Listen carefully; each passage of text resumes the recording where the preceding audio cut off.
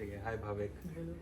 Hi. So we are in Cleveland. Bhavik is one of my juniors from 2019 batch, and we went to the same school, St. Anandram Jaipuria, in Vasundhara Sector 15. 14. 14, yeah. So yeah. So I was doing neurosurgery residency, and at the end of first year, I decided I wanted to move to US. Sare steps diye, and step 1, 2, 3 applied for matched, and I'm doing psych residency now. Wish to pursue neuropsychiatry for doing interventional psychiatry, mainly TMS, DBS, MRI guided focused ultrasound. So that's how I'm here, and I'm glad I met Bhavik here, and Bhavik is doing.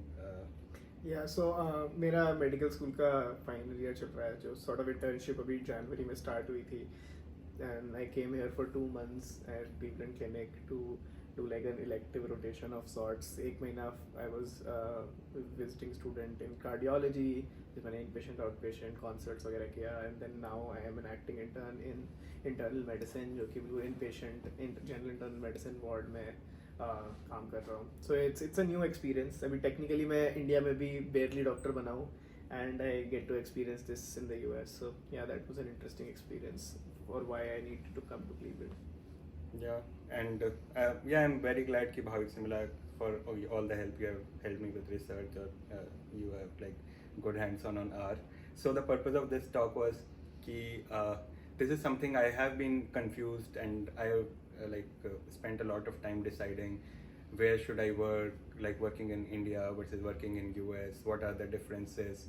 So I think the special part would be I can pull in my experience from spending time in residency both in India and US, and you have as med students spent time in US and in India, and Cleveland Clinic is one of like in India, politicians mostly, like AIMS is like a place where like even from the entire strata of society people go there if they cannot find treatment or something is like rare disease. I think AIMS is the place, and for Cleveland Clinic, I think even many Bollywood stars come here. In US we have HIPAA, so I won't be sharing the details. But many Bollywood stars come to Cleveland Clinic for that. So I think we can start. So I what I often feel like the biggest difference is the difference in society, Eastern versus Western. It's a power gap different society. In India, even 6 month difference is a hierarchical difference. Even father and son has a difference in terms of their power. That is like Eastern society, and Western society. It's always known that even in European countries, president or prime minister would be just seen around moving on a bicycle in that same train as other people do. So there is never a hierarchy. It's just a structure, and everyone is equal. This is what I felt. This is like the basic difference which exists, and so you often feel valued when you are like in beginning of your training, and your voice is valued and your work is valued. This is what I felt. What did you think from your perspective? Yeah, I mean, starting from a very non-medical standpoint, यहाँ पे like 80 years old patient आएगा और तुम उसको ऐसे बोलोगे, hi John, hi Robert, how are you doing, you know, that way. Whereas India में ऐसी generally दादाजी या फिर अंकल जी इस टाइप से वर्ड निकलते हैं या whatever. मतलब थोड़ा वहाँ से स्टार्ट करते हुए दूसरी तरफ को like everyone is so open to appreciating you. like एक फर्स्ट ईयर रेजिडेंट या इवन एक मेडिकल स्टूडेंट एक दूसरे डिपार्टमेंट के कंसल्टेंट को बो टाई पे अप्रिशिएट कर देता है, I like your tie, I like your shirt, you know, वो वाला कल्चर जो है. And like both ways round, कई बार अटेंडिंग्स जूनियर्स को अप्रिशिएट कर रहे हैं on random things, like not even things that they're supposed to judge, but in general, you know, that culture of appreciation is there, and that transcends the boundaries of कौन बड़ा है कौन छोटा है. तो वो एक perspective is more so ingrained in their culture rather than just their medical setting. And medicine में because often तुम्हारे opportunity उस पर depend करते हैं कि तुम्हारे seniors तुम्हें क्या particularly surgical fields में भी and to some extent medical field में भी, तो like that change where you can be free and you can convey your opinions in the most freest tones, I feel benefits you as a trainee, and I feel benefits your patients. There was this study that one of my attending was quoting that people who are followed by medical students patients who are followed by medical students, उनके outcomes better होता है. So, Oh, which is interesting, but so उसका perspective ये है कि they go through 3 layered checks. पहले resident medical student देखता है उसको, फिर resident देखता है और फिर attending देखता है. तो ये 3 checks के through उस patient की कोई भी चीज़ miss नहीं होती है. एंड यहाँ पे लोग ओपन फील करते हैं कि मेडिकल स्टूडेंट अटेंडिंग के नोट के बीच में बोल देता है कि ये you miss this. And then it comes into light, and then everyone's of course giving their expert opinions and making people better. So I feel in general, just an outcome based, if people are free to talk about their thoughts, it is better science done, it's better healthcare delivered, and it's better knowledgeable experience in general. Yeah. I think they often refer to as that effective communication, and everyone in the levels should be able to communicate effectively, especially anyone on the bottom of that structure and anyone on the top. So there should be, And it comes on to like seniors acknowledging whatever you're saying, right? When a senior acknowledges shit that I'm saying outright, I become more free to be able to express that moving forward. Yeah. एक second में plus ये check कर किसी call. ठीक है. हाँ. But so I think that's one of the biggest factors. But other thing I feel like at this point of time India is developing, Delhi has perhaps more facilities than any city in US right now because of like companies which there are people who are riding like the logistic problems has been really solved in Delhi. In 10 minutes you can get anything delivered. So I think the biggest reason for anyone to move to US is someone who is interested in academics. I think they have a really good like exposure and opportunities here. Apart from that, I don't feel there's like any reason to move to US at all. Like, what do you think? I mean, in terms of personal luxury, I agree. Like, at least in big cities in India like Delhi, you have the luxury you have as a doctor in terms of the life that you're living is unparalleled. And I don't think किसी US की city में comparison भी हो सकता है. But I think a few reasons to move to the US for doing medicine would be one, that if you're interested in academics and you want to set up your own lab, you want to work on grants and you want protected time for research. क्योंकि India में अगर कोई doctor practice कर रहा है तो because patient load इतना है, you will have to practice. I mean it's expected of of you and protected time is something that is unheard of. Second thing would be कि like मुझे at least even while doing clinics here, because of the EMR, because of how much data I have, I feel much more validated in terms of the decisions I'm making. That was something that I felt India में उस level तक नहीं हो रहा था. So in just a pure medical satisfaction fashion, I feel some people would appreciate that. But if your professional life is not the main thing that you're looking at, in terms of personal life, I agree that just the comfort, just the luxury, just in terms of that, Delhi is probably the best city to be staying at. Irrespective of you doing medicine. I mean, in general, if you're doing the same thing professionally, then probably Delhi is much more comfortable. I think I would agree to that, apart from the pollution thing, which was I don't know how much it actually affects I did get statements from like our previous director from him, like living in Delhi is like smoking 8 cigarettes per day. So that was something which used to bother me while I was there. But I don't really know how much it is affecting the life expectancy. And I think I would agree, apart from like if somebody has like academic and research pursuits and interest, I think it's a good idea to move to US, especially given the big academic centers we have here, which are like incomparable to a lot of centers in other part of the world. And other thing I also felt like I think if you so while you are a trainee, it is obvious that you learn by doing mistakes. And there's no point of training if you are not making a mistake. You should be an attending directly. So I think you are kind of the way it is dealt, I think it's significantly different, and I like how they deal with those things here. compared to yeah, you don't feel penalized and you don't feel uh, disrespected when Yeah. it comes down to here.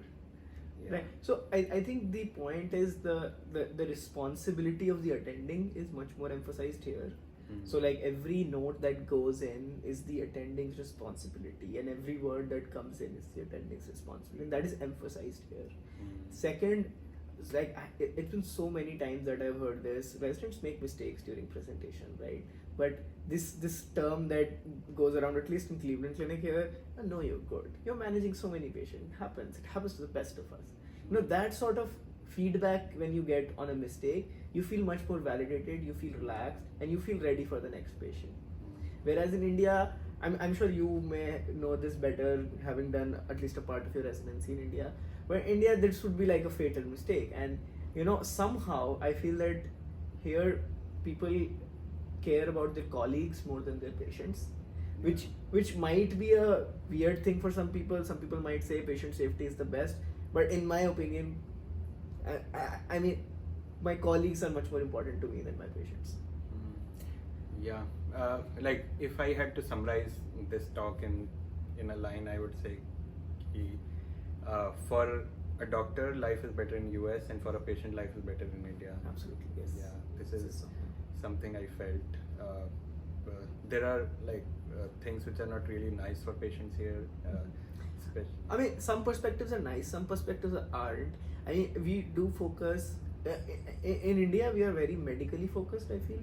यहाँ पे a lot of socio-cultural things are also focused on, like things like disposition plan, जहाँ पे you need to have an idea where the patient goes. You know, I have had patients who didn't have a home to go to, and they were kept inpatient till they had like a way. We had like a way to get them safely to some place. You know, getting nursing facilities, things like that set up for people. You know, getting, if they have like a young kid, getting them good place to go, things like that. So like socially and like socio-economically covering the patient in general is something that we didn't used to focus on in India, right?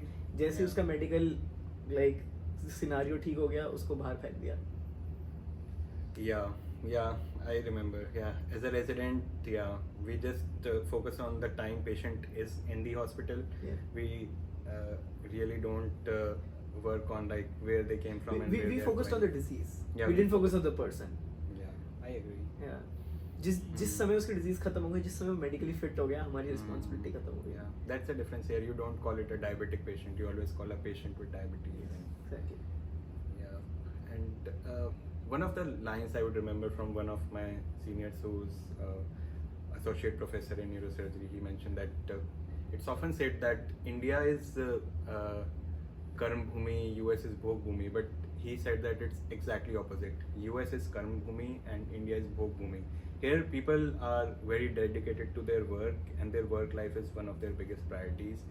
So if anyone is like listening to this or watching this, I think that's you should not take a message that life is cool and chill here. It's about dedication and commitment to your work. Absolutely, Which you can never fault upon, and the consequences are far more worse here if you are messing on that than compared to India. Yeah, In India, you can get away with a lot of things, but here they're very particular, and that's a good thing, I think, because it's a high risk field, and aviation and healthcare, I think there is no scope for mistakes. Right. Yeah. Absolutely. Yeah, and other thing, the biggest con of moving here for anyone is like I think staying away from family.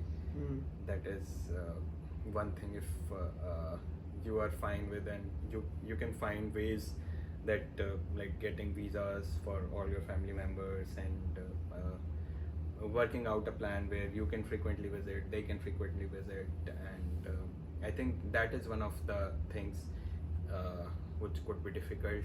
Even lots of it's an argument I used to get, like even in India, if you are living like in different parts of the world, and at times there are like no direct connectivity, you would take 10 hours if you are like in a far-flung state and in a small town, even traveling within India, and traveling to US takes time, but once you have visa and everything in place, and once you are attending, you are in a better situation. And especially hospitalist jobs which are you have like 2 weeks on, 2 weeks off. I think you can frequently plan and visiting your family. Yeah. That is like a personal Yeah. sort of a situation which you are in, which could be like so widely different. Yeah. Yeah. So I think that's obviously a variable factor for everyone. Yeah. Yeah. But yeah, given the work life, I think work life is comparatively, it's good here. Yeah, absolutely. Mm. And like people care about like so many times I've heard of this like, why are you still here? You know, you would never hear something like this in India. You know, if you're there outside of the time that you're supposed to be there, people, you know, sort of expect it like, ठीक है, बंदा यहाँ है, काम कर रहा है, whatever. यहाँ पे if people see you outside of the time that you're supposed to be here, they will force you out of there. You know. Yeah. This is a big difference. Yeah. Mm. Like your seniors would be like, well, what are you doing here? Why aren't you going home? Yeah. Just go home. You know, Yeah. Mm. nothing like this would ever be expected in India. I think And that- this is a culture. Yeah, and like the culture in medicines in India is that if you're not, you know, compromised on sleep, if you're not doing extra hours, if you're not sucking butts, you're not doing medicine right. At least as a trainee, you're not. Yeah. You know. Yeah, I think we are not setting right expectations there in those terms. Yeah, I think I would agree. So, special perspective which you would be having is like for medical students, what do you feel? So, in India, if you're doing residency, if you are like getting in top med school, AIMS, the fees here is probably less than $1 for. Yeah, it would be like $70 for 5 years. Yeah. About, I mean, of course, comparing like dollars to rupees while you are there is not the best thing to do. Yeah. But I would still say like AIMS is essentially free, and so are most government Yeah. medical colleges in India. Yeah. Whereas here, you know, just by the end of med school, an average American graduate has what, $250,000 to $300,000 in Yeah. debt. Yeah. And these guys are like what, 27, 28 by the time they graduate med school. You know, being 27 and having $300,000 in debt is not the best position to be in. Yeah, I think that's very difficult. Yeah, I understand AIMS. It's just a token, just to establish that we are paying some fees. It's essentially free. Right. I agree for AIMS. Yeah, so that's the biggest con, that they are paying a lot of money. Absolutely, I agree that doing med school in India and then coming here as a resident is probably the biggest loophole that exists. Yeah. You know, you get graduated by what, 23, 24 if you play your cards right. Yeah. At best, and you graduated in nothing but peanuts of tuition fee given. Yeah. But of course, there's like an entirely different race where you give that exam and get a good medical college seat in India. And if you can do that, and even if you want to come to the US, I mean, MBBS in India is the best loophole to get here. Yeah. In terms of how med school is different, it's super different. You know, a lot of medical students in India would be focused on like exams too much, while here at least the third and fourth year students are involved in clinical rotations to an extent that I would feel that most people in India are not even in internship. You know, the third, fourth year medical students here, I mean, not even talking about what my role here is. I mean, I have seen medical students here being involved in patient care to that extent that there are like 3 patients they're following up, and they know their patients to the level that, you know, they talk to their families every day. They take ownership of that patient in that sense, you know. So even if, like, let's say you are in an internal medicine service as a medical student and you're following up 2 or 3 patients, and you've sent in a consult, they are, you know, getting updates from the consultants in the manner that you would, let's say, get your relatives checked at AIMS, you know. While you're getting your relatives checked, you go to and you explain everything, and then you sort of fight for your patient per se, that, oh no, this is something that we think you know, involves better care for my patient, or this is maybe what the patient or their family wants. You know, you're fighting for that patient. You have ownership over that patient. Yeah. That is sort of the level of involvement medical students have here. And they, so I mean, I think they're preparing themselves for the like the social element of medicine, which they will obviously experience in residency and continue forward as an attending. But so that level of involvement I didn't see in med school in AIMS or in India in general. Yeah. You know, we would probably look at cases as like an interesting diagnosis. We would yeah, like all our medical education would be focused on just working up shortness of breath, working up cough, that these are the randomized diagnosis possible, and then our testing would be also based on that, right? And and testing would be so subjective, in India, that I mean, final professional exams I had were like, write a note on shortness of breath, 10 marks. Yeah. You know, and we aren't often judged a lot on how we communicate, how how we deal with patients in general, and doesn't play a part in what residency we get, doesn't play a part in how we are judged across med school. So those are not skills that are incentivized in India, and therefore, I mean, residents are not expected to do that ahead, and sort of makes it sway into the cultural difference that we talked about, how India is more about practicing medicine for the diagnosis, and US is more about practicing medicine as like a giving care to a person. Yeah. And that's established right from med school. Yeah, nicely put. Yeah. So we also work with the med students who are from Case Western. It's one of the most expensive medical college and medical school in US, and we get a chance to teach them and work with them. Yeah, if I think when I was a med student, our happiness would be derived from the diagnosis and findings and something. You'd be excited about like examination findings. My God, yeah, we can hear this sign, this is pathognomic sign, and we can. And I remember whenever, so on the face of the patient, the attending would be like, this guy has like amazing examination finding. Then 10 people would auscultate him and then go off without even telling what they did. Here, first the attending would like examine the patient, give him all the information he needs, tell him about everything that he needs to know and doesn't need to know, and then ask him, oh, I'm very sorry, but can a medical student please examine you? And then if he says yes, then the medical student examines him, and then he tells the patient that why did I get the medical student to examine you? Because patients are often anxious that, oh, did they find something interesting in me that they're asking a medical student to check it? Then they're explained of everything, that sort of level of care they start off with. And the medical student is expected to like update the patients on their plan, update the patients on their diagnosis. So the health literacy is made because of the time spent per patient, which of course is a limitation in India, not because people don't want to, but because there are so many patients, and the ratio of the doctor to patient is not good enough.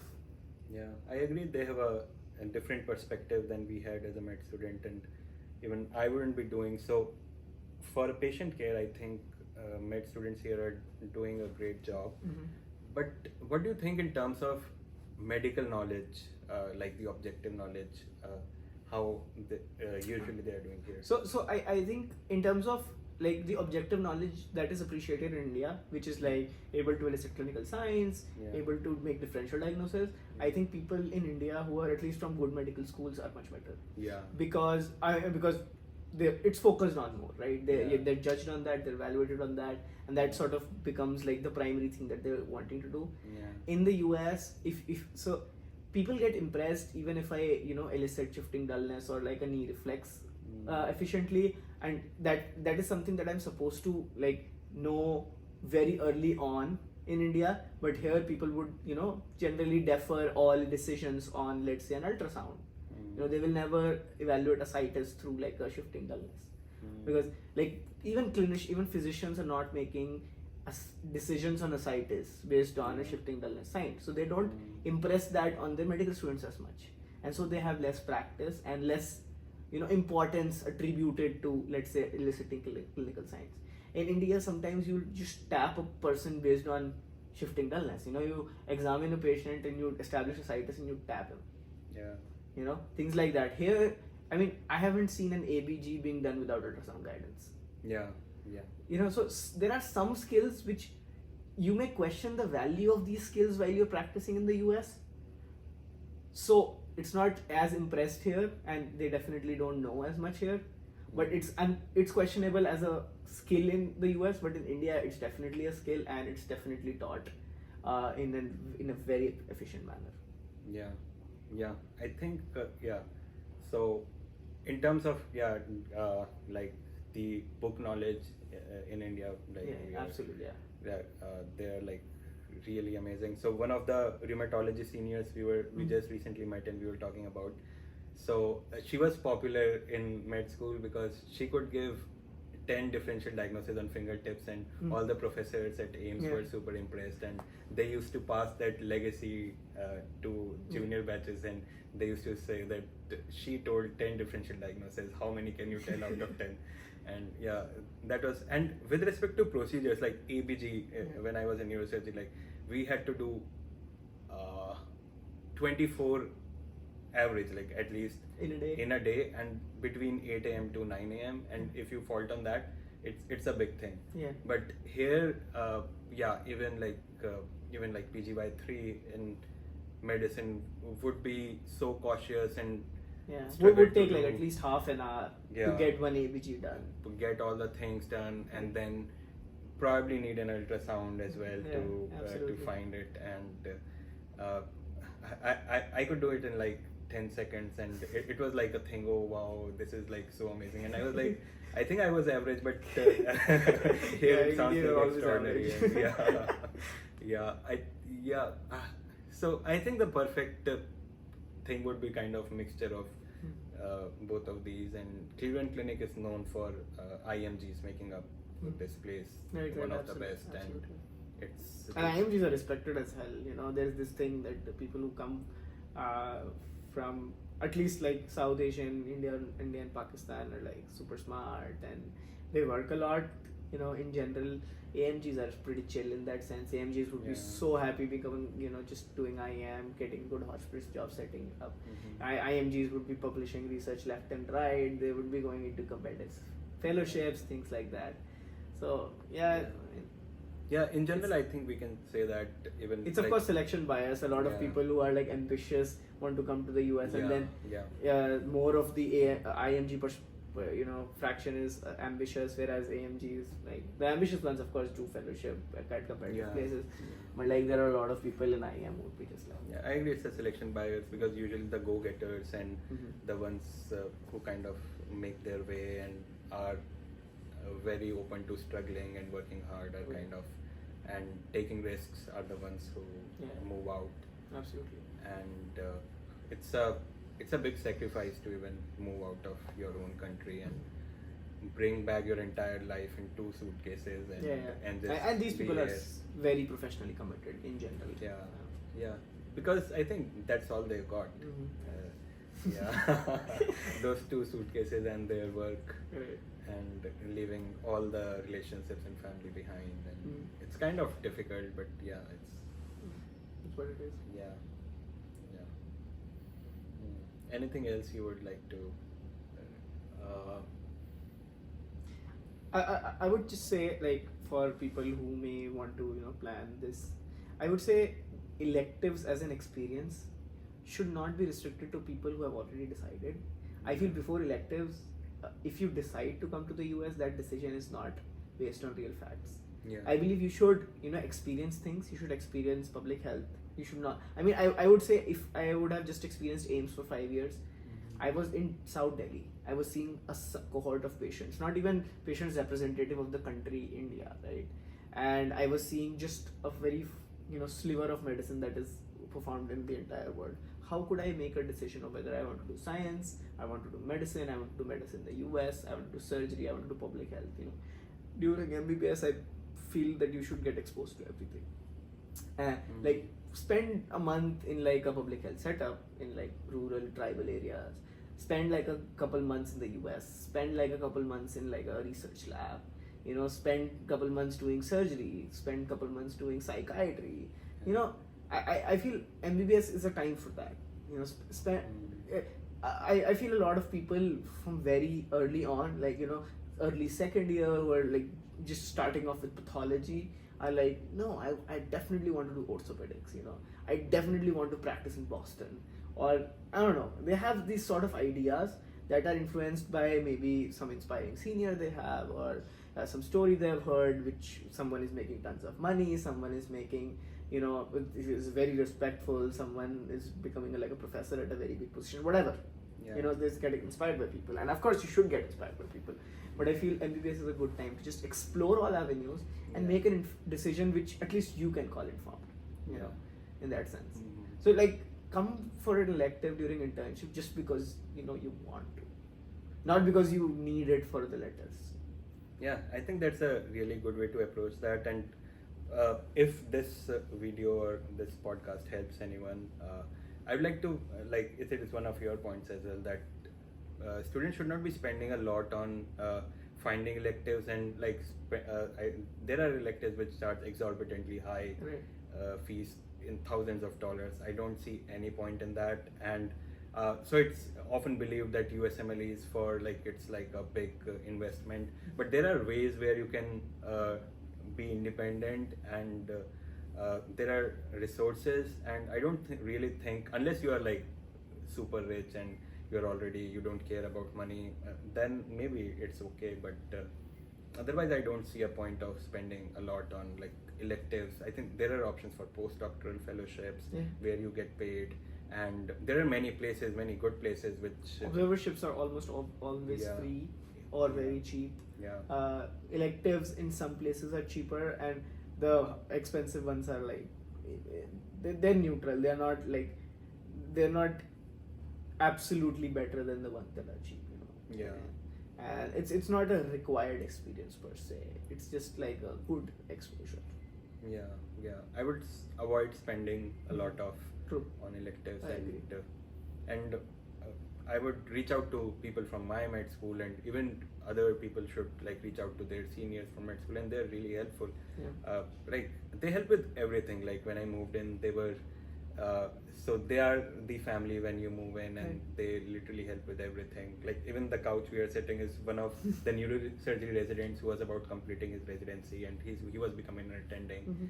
And I tried to compensate for him, or at least try to pay him, but he was like, just pass this on to the next junior who comes here. And Yeah, that's so, the most beautiful thing about yeah. So if someone asks me, do you have family in the US? I say, of course, Naeem's family. Yeah. Yeah, and yeah, Ames family is kind of, I think I'm really fortunate.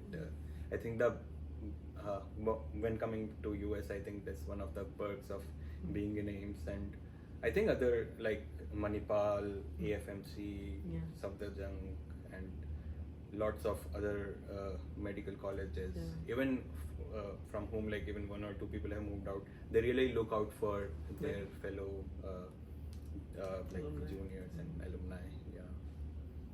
Yeah, I think it's if anyone wants to try this path, I think it would be a good idea to reach out to their seniors. And, yeah, and coming back to the point you said, I think it's best to see it with your eyes before deciding, and before listening to anyone, even listening to us. I think Right. it's Absolutely. just see if it fits you, and Mhm. you like that work culture. And and people often when I made this decision, some of the even the people who are doing residency in India kind of reached out to me. Some who were thinking of changing their path, and so they were asking they are Jugadu, and they always trying to bend the rules. Is moving to US a good thing for them or not? And I think for them, I would say unless you are doing anything wrong, if you are doing the things within the rules and you are ethical, I think it's never a problem. And people value innovations here a lot, and they are they blur the interdisciplinary boundaries for you, and you can do collabs. And I think that's what I felt. And that's one of the I think interdisciplinary boundaries are pretty rigid in the other part of the world right now. Yeah, but yeah, exceptions are always there, I think. Yeah. Mhm. Do you have anything